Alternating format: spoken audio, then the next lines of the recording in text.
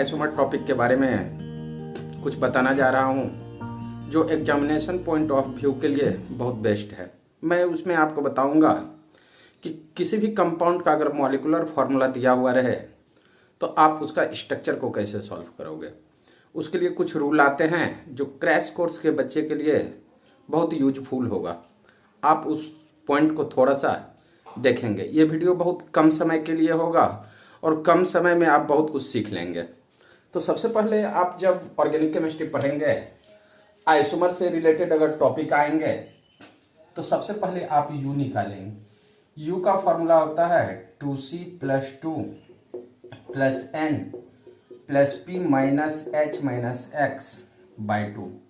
ध्यान देना, जैसे मैं आपसे बोलूं कि अगर यू का वैल्यू आप कहेंगे कि 0 भी आ सकता है और यू का वैल्यू आप कहेंगे 1 2 3 4 ये भी आ सकता है। अगर यू का वैल्यू 0 होगा तो आप कहेंगे कि यहाँ जो कंपाउंड होगा ये कंपाउंड ये आपको सेचुरेटेड मिलेंगे। आप कहेंगे ये सेचुरेटेड कंपाउंड मिलेंगे। अगर यू का वैल्यू 1 2 3 4 आ रहा है तो यहाँ पे आप कहेंगे ये जो कंपाउंड आपको मिलेंगे कंपाउंड ये आप कहेंगे अनसेचुरेटेड होगा, अनसेचुरेटेड। तो सबसे पहले मैं बातचीत करूंगा अगर यू 0 होगा तो क्या होगा। तो ध्यान देना, मैं कुछ कंपाउंड के बारे में बातचीत करूंगा। सबसे पहले मैं डिस्कस करूंगा U = 0। ध्यान देना बेटा, U = 0 होगा तो कंपाउंड जो है आप कहेंगे U = 0 तो कंपाउंड आप कहेंगे कंपाउंड, यहाँ पे आप कहेंगे ये कंपाउंड यहाँ पे आप कहेंगे कि सेचुरेटेड होगा, सेचुरेटेड। और यहाँ कंपाउंड जो सेचुरेटेड होगा तो सिर्फ बेटा आप इसमें एक ही पॉइंट रखेंगे, ये कंपाउंड आपका यहाँ आप कहेंगे सेचुरेटेड। आप इतना आप कहेंगे कि यू का वैल्यू 0 होगा तो कंपाउंड आपका सेचुरेटेड होगा। अब ध्यान देना, अगर सेचुरेटेड कंपाउंड होगा तो आप इसमें कहेंगे ओनली सिग्मा बाउंड ही होगा। मीन्स आप कहेंगे अगर सिग्मा बाउंड होगा तो आप कहेंगे ये not possible ring compound. Not possible आप कहेंगे ring compound, ring compound means ring compound भी पॉसिबल है ओनली फॉर सिग्मा बाउंड। आप ध्यान देना, अगर अनसेचुरेशन फैक्टर 1 होगा तो मैं इसके बारे में डिस्कस करूंगा। तो ध्यान दोगे, मैं अनसेचुरेशन फैक्टर 1 के बारे में बातचीत कर रहा हूं। अनसेचुरेशन फैक्टर 1 ध्यान दोगे, जब हम अनसेचुरेशन फैक्टर 1 के बारे में बातचीत करते हैं U = 1 तो ध्यान देना, अगर हम कंपाउंड ले लेता हूं, यहां पे मैं आपसे कहूंगा कंपाउंड अगर मैं ले लूं C5H10 के बारे में, तो जैसे ही इसका पूछे कंपाउंड ये है और इसी में पूछ दे कि how many isomer are possible, isomer are possible, तो ध्यान देना उतना तो हम डिस्कस नहीं करेंगे कि कितने कंपाउंड होंगे। सबसे पहले हम रूल देखेंगे कि इसमें क्या सब हो सकता है। तो जैसे ही ये कंपाउंड दिया हुआ रहे, सबसे पहले आप U निकालोगे।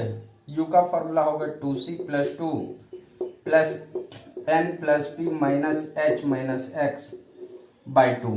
ध्यान दोगे, U का वैल्यू है यहाँ ध्यान देना 2 × number of carbon, 2 × number of carbon 5 है तो 2 × 5 + 2 दोगे।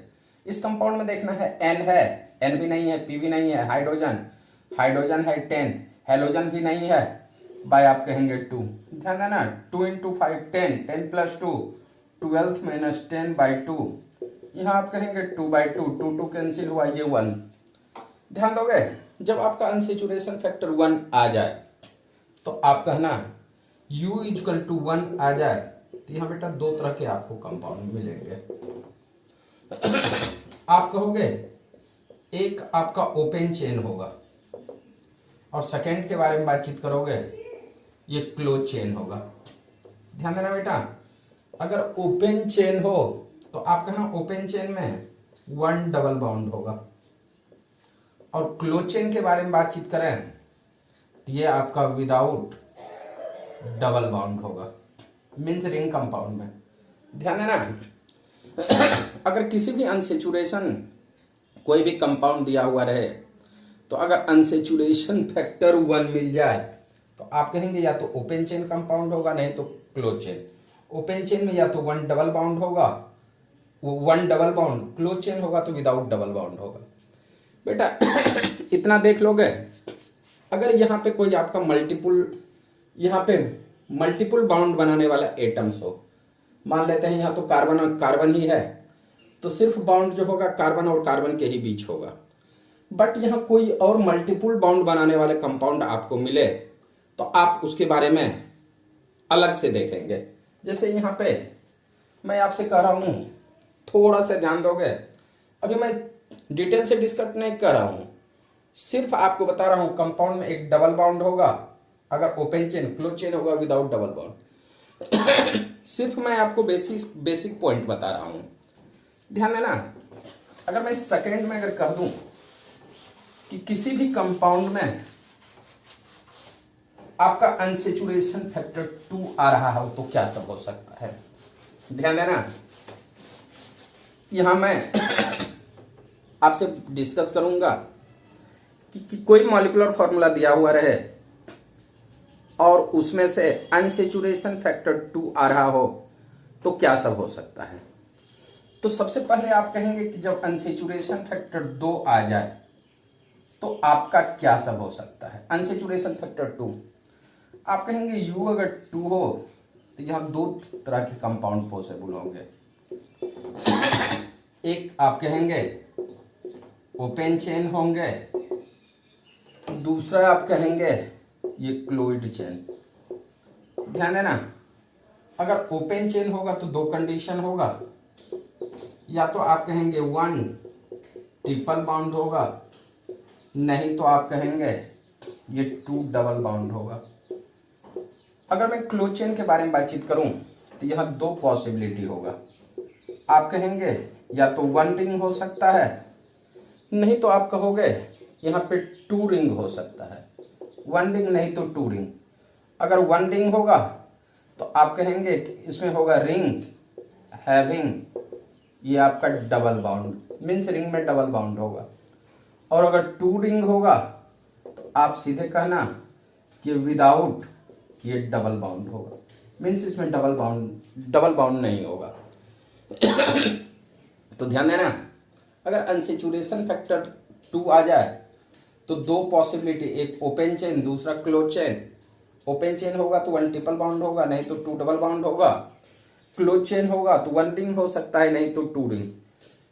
अगर 1 रिंग होगा तो रिंग के साथ डबल बाउंड होगा, और 2 रिंग होगा तो आप कहना सीधा विदाउट डबल बाउंड होगा। ध्यान देना, अभी सिर्फ मैं रिव्यू दे रहा हूं क्रैश कोर्स के लिए। अब ध्यान देना, अगर अनसेचुरेशन फैक्टर 3 आ जाए तो क्या सब हो सकता है। मैं सिर्फ बेसिक पॉइंट आपको बताऊंगा अनसेचुरेशन फैक्टर 3 के बारे में। ध्यान देना बेटा, अगर मैं आपसे कहूं कि U इजकल टू 3, अब ध्यान देना U के बारे में मैं जानूंगा, फॉर्मूला लगाना वही U is equal to 2C plus 2 plus N plus P minus H minus X by 2। इसमें कोई मॉलिक्यूलर फॉर्मूला दिया हुआ रहे तो आप कहना अगर U इजकल टू 3 आ जाए तो यहां अगर मैं पॉसिबिलिटी के बारे में बातचीत करूं तो 2 पॉसिबिलिटी होगा। आप कहेंगे ओपन चेन होगा, ओपन चेन, दूसरा आप कहेंगे क्लोज्ड चेन। ध्यान दोगे, जब ओपन चेन रहेगा तो यहां 2 पॉसिबिलिटी आती है। यहां पे कहेंगे 1 ट्रिपल बाउंड के साथ साथ 1 डबल बाउंड होगा, या नहीं तो आप कहोगे अगर मैं सिर्फ डबल बाउंड के बारे में बातचीत करूं तो यहां आप कहेंगे 3 ये डबल बाउंड, 3 डबल बाउंड होगा।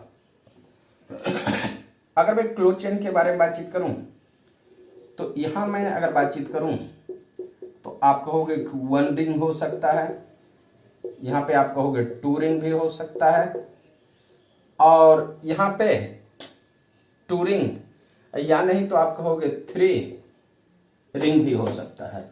1 रिंग, 2 रिंग और 3 रिंग। ध्यान देना, अगर 1 रिंग होगा तो इसके साथ साथ बेटा 2 डबल बाउंड होगा।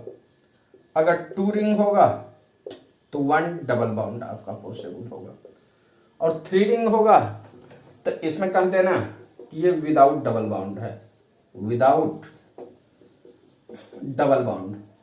ध्यान देना बेटा, जब इसको आप बहुत डिटेल से पढ़ोगे तो टाइम तो लगेगा ही लगेगा, बट शॉर्ट फॉर्म में अगर कहीं अनसेचुरेशन फैक्टर 3 आ जाए तो आप कहना एक ओपन चेन, दूसरा क्लोज चेन।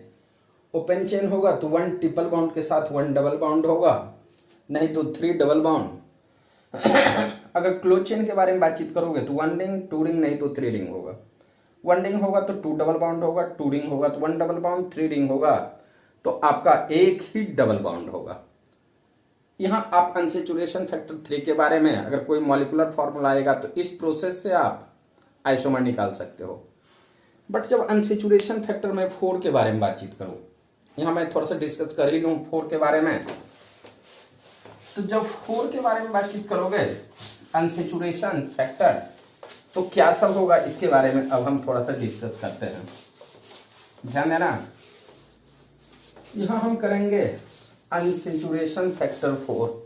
ध्यान देना, यहां U इजकल टू 4, जिसमें कर दूं कि C6H6 है। बेटा इसका जब अनसेचुरेशन फैक्टर निकालोगे U is equal to 2C plus 2 plus N plus P minus H minus X by 2। ध्यान देना, 2 इंटू इस कंपाउंड में देखना कार्बन 6 है, प्लस 2 दे देना, N भी नहीं है, P भी नहीं है, हाइड्रोजन है, हाइड्रोजन 6 है बाई 2, तो आप कहेंगे 2 इंटू 6 12, 2 14 माइनस 6 बाई 2, आप कहेंगे 8 बाई 2 इजकल टू 4।